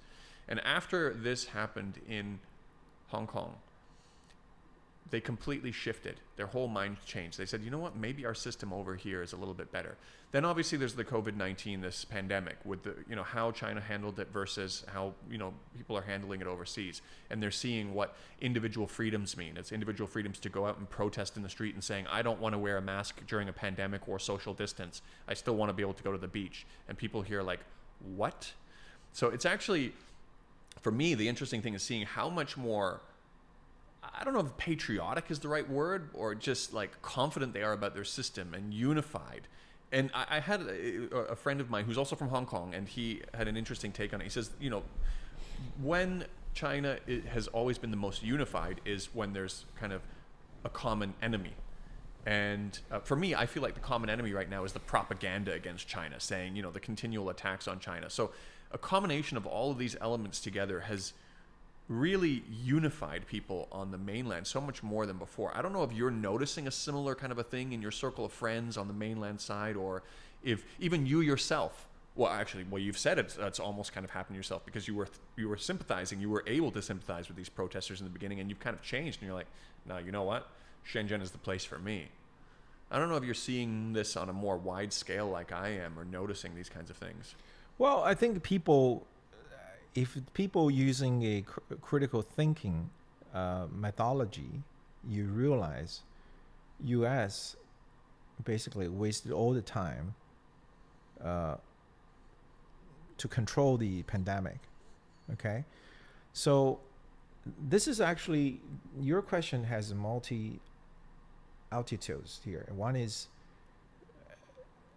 the pandemic, the U.S. politics, the Chinese Americans' attitudes towards the freedom or lockdown and all these things. Let's talk about this. I mean, the pandemic is a scientific issue. right? I think from my point of view, China has the responsibility to let the whole world know how it had happened, what had happened, where the pandemic, where the virus came from. This is a scientific issue. It's not a political issue. But when it comes to the U.S., it becomes a political issue because Donald Trump wants to be reelected, right? So whatever he says, whatever he thinks is basically at the goal of being reelected. This is two different things. Right. So whatever he said, whatever he thinks, whatever he tweets are re-elected goal oriented. Look, these couple of days, he's attacking CDC people. They're scientists and telling him this is not a right time to reopen. And he basically, you know what he said? He basically, fuck off. You know, I'm talking about economy. You're talking about pandemic. Right? Yeah. But in terms of the Chinese and shifts and everything, I think in the human history, this is probably the first major event for two ideological thinking treating the same event, same kind of event from the beginning up to today. One is the Chinese style, one is the US style, right? Yep. But it doesn't really matter if we're using the methodology Deng Xiaoping was saying, we don't care it's black cat or it's white cat as long as you're catching a mouse, right? Yeah. So who actually control the pandemic right now? Yeah. We see the results, right? You can blame the Chinese being hiding and everything. But China is also victim in this particular situation. Yeah. Right? You cannot politicize this particular scientific issue and politicize attacking Chinese. So do you think that's why China's kind of shutting down to some of the way that the approach is being done about how people want to investigate this? Because it's coming from a political standpoint. It's coming from a political view. Because if you look at like CDC, the American CDC, they have an office in Beijing. And they were working together with the Chinese CDC in February. So it's not like we cannot manage U.S. CDC office. Yeah. There's one in Beijing, and so it's not like they were opposed to working with scientists, foreign scientists. But as soon as it became a political event, that's when it looks like on the surface that China's like saying, no, we're not playing ball with that, because it's coming to the table with the framework of being politicized by, you know. As we just talked about Socrates. Socrates, just said, right? Use the most nastiest way. Yeah.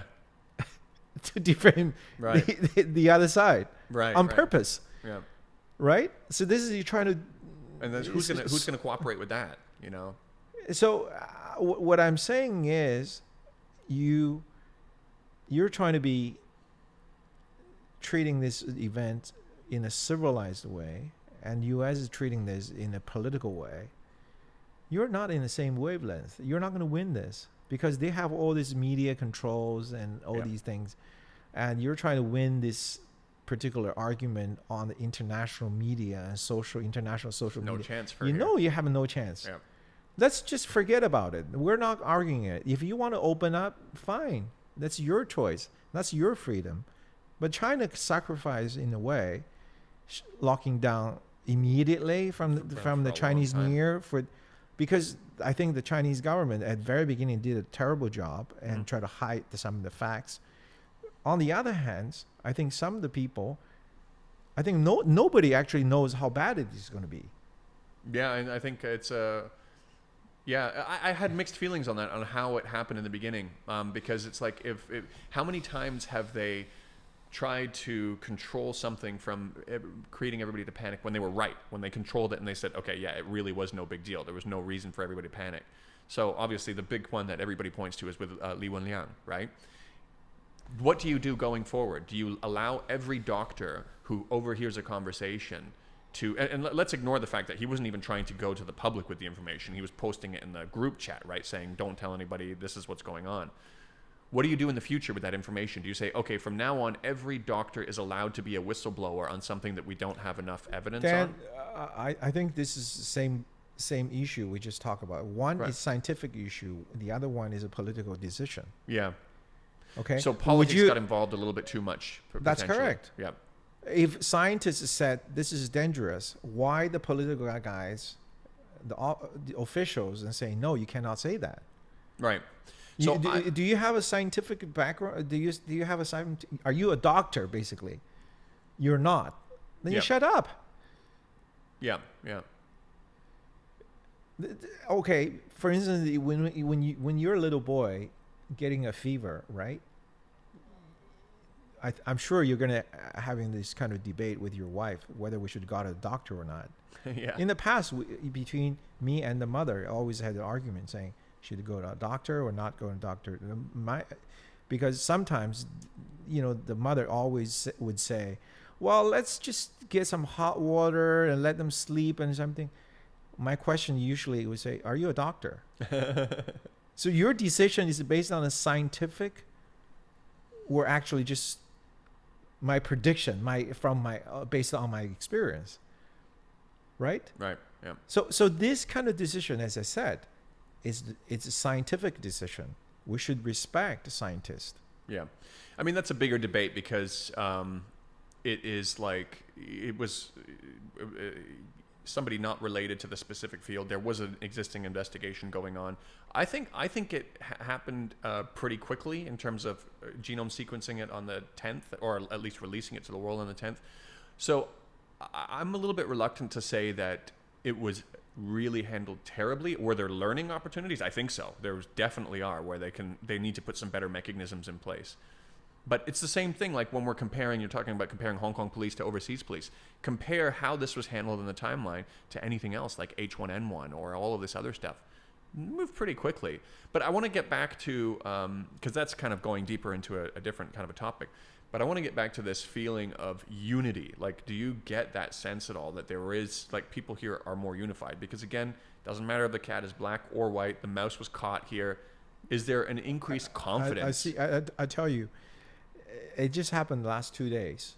Yeah. Okay.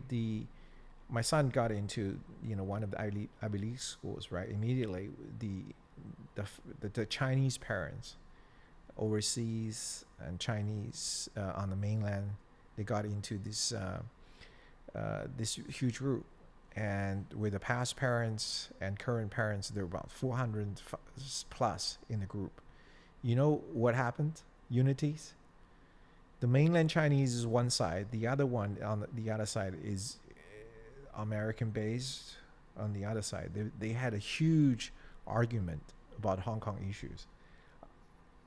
It was really funny because at the very beginning, when I was dragged into this group, I walked away because when I look at the conversation, because I saw some of the parents.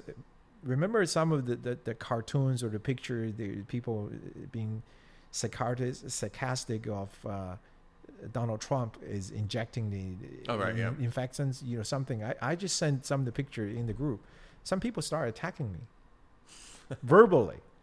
And I said, well, this is not my group. I'm supposed to be the parents of my son. Why should I hang out with this group?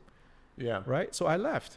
For the last couple of days, people was telling me what was going on. You can see the unities between the mainland-based Chinese parents and also overseas-based Chinese, because some of them, they're the biggest Donald Trump followers.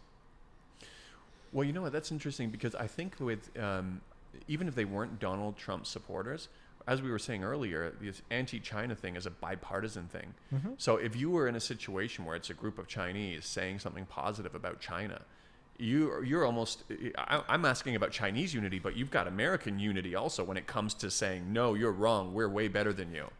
There was a funny part. It was Hong Kong is only one subject. There was also, this morning I saw some parents sent me the conversation. because they knew, they kind of know. I left that group for a particular reason. I just said basically, why bother? You know, Yeah. what I'm trying to hang out with these 500 stupid people. You know, some of them really, really stupid. And basically they said, you know, you live in China. What do you know about America? that's actually the attitude. Yeah. You know, I You- said, you well, sh- I don't really know about America. So I left. Yeah.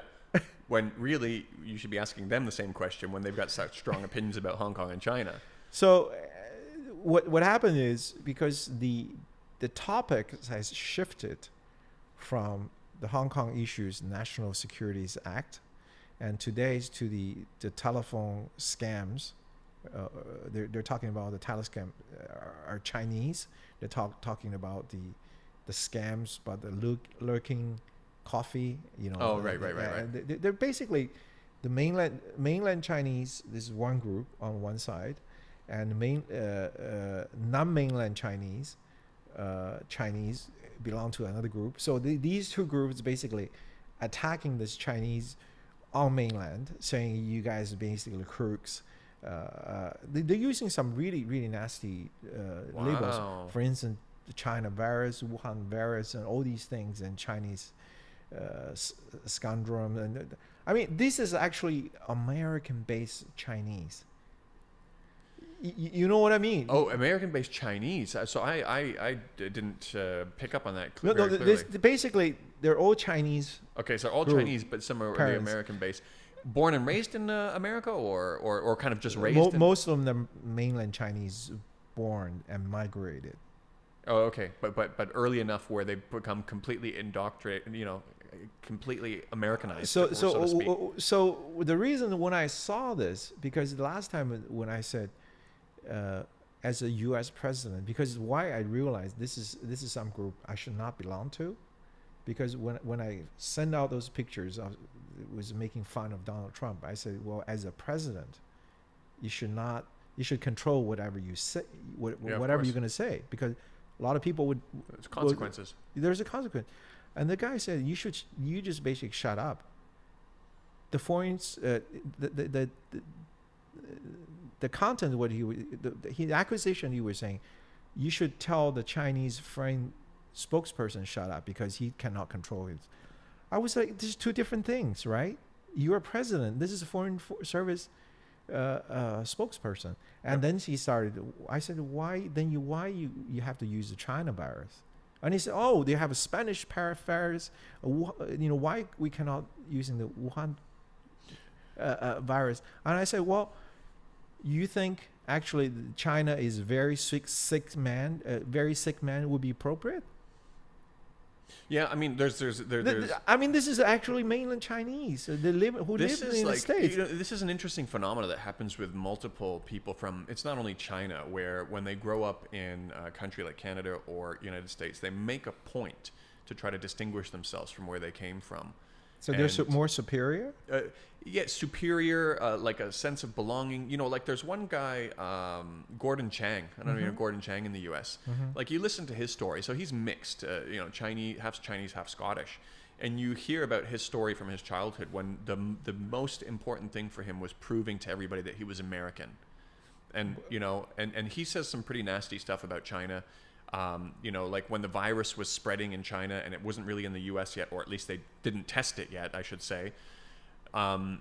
He's been basically calling for the downfall of China for 20 years. He says within 10 years it's going to happen. And then, you know, 10 years past the expiry date, he's still saying it. Then when the virus was ravaging through China, he said, "Oh, it's funny how a little virus can do this. You know, this will be the thing that basically makes him right." Something along the lines of that. And it's like you're using the word funny and you're kind of gloating that you think you're finally going to be correct while people are dying from this virus. Like it's really despicable things and things that sounds like you would hear from this group that you're talking about. And for him, what it seems like to me, based on his earlier talks, it's about proving himself as a worthy American. And there was another phenomena that's very similar that was kind of tragic for me to hear the story. There's a really famous scientist in Canada named David Suzuki. He's of Japanese origin. An amazing scientist, environmentalist, and what he revealed in a CBC interview on the Canadian Broadcast Network Corporation, something about himself. He said the reason that he tries so hard, the reason that he does so much, is because when he was a kid, you know, there were Japanese internment camps and people were put in them during the war and all this kind of stuff. And ever since that point, he had an urge to want to prove himself as a worthy Canadian. And that was tragic for me. That's the reason. That's what drove him. That's kind of a tragic reason. So for him, that's how it manifested itself. It manifested itself in a way where he overachieved to prove himself. But for everybody else, they're taking the cheaper, more dirty route, where it's just they separate themselves from being Chinese by saying, those guys are dirty over there. I'm not like them. That's what I think. What? Can you change your face? Yeah, no. Can you change your identity? Yeah. As But we just talked about in the past. Yeah. We just passed. You know, you had no choice to be Asian or Chinese or whatever. That's how you're born. Did you hear Andrew Yang's solution though? When the height of this was going on, when people were being attacked in the U.S. for What did he say? He said that prove yourself as a proud American, wear more red, white, and blue, and proudly state that you're American.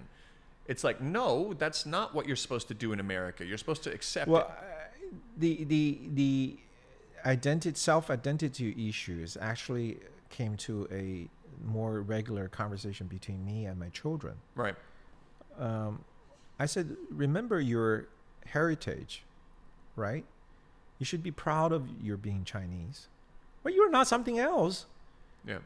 Well, I mean, Americans melting pot, but you're still Chinese. When you actually apply into university, they ask you what's the ethnic background. You're Chinese. Right. You're not Jew. You're not white. You're not black. That's your identity, right? But once you set your identity correctly, you should make yourself proud. Right. What make you proud?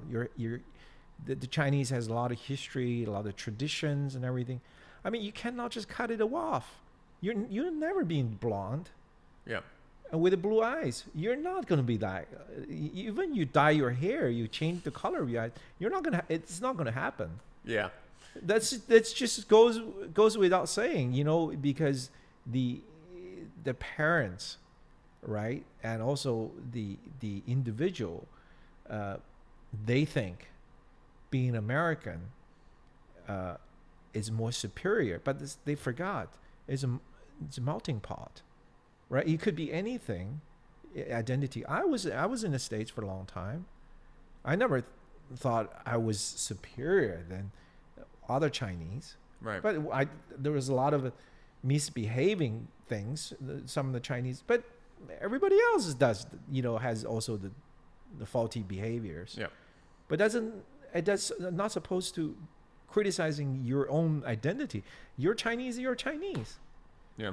You're not going to be able to change that. So to do that, you know, to try to focus on the negatives instead of all of the amazing things about China, the history, the culture, the positives even about today, and to take that default stance about really strangely saying that, you know, China is uncivilized or whatever, all this kind of stuff. All right. It's a really weird phenomenon. I think people turn the blind eyes towards whatever the last 40 years China has become. Okay? 40 or 50 years has become. In the 1972, when U.S. decided to play the Chinese card, we had this Sino-U.S. detente, right? That's when the Nixon went to China, because he wanted to playing the Chinese card with normalization with China.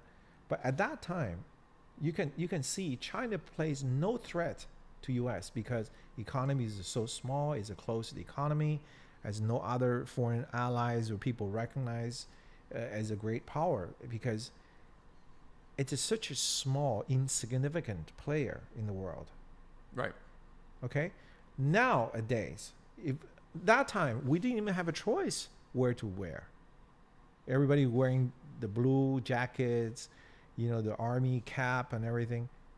I mean, nobody really travel overseas buying something, you know, expensive, and they just rush to purchase like today, right?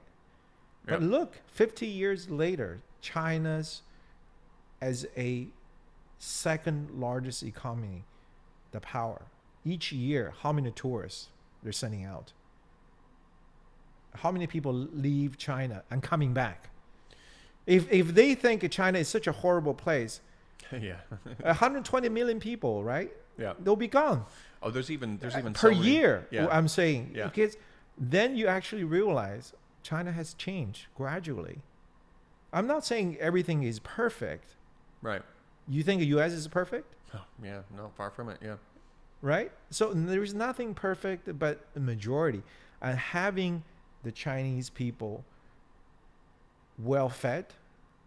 Look at the fashion we have.